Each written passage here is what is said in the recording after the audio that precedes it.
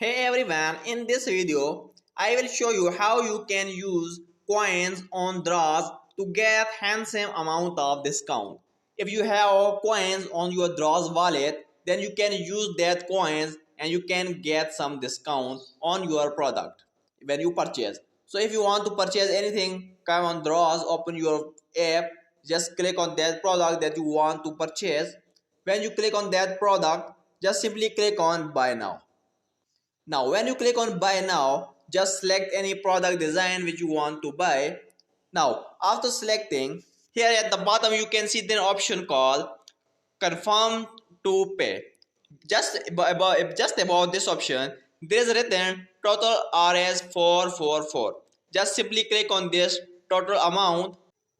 Now here at this section, here you will find an option called redeem 200 coins. Because I have just 200 coins, so when I enable this, now you can see there is a discount amount of RS2. If you have more coins, you will get more discount.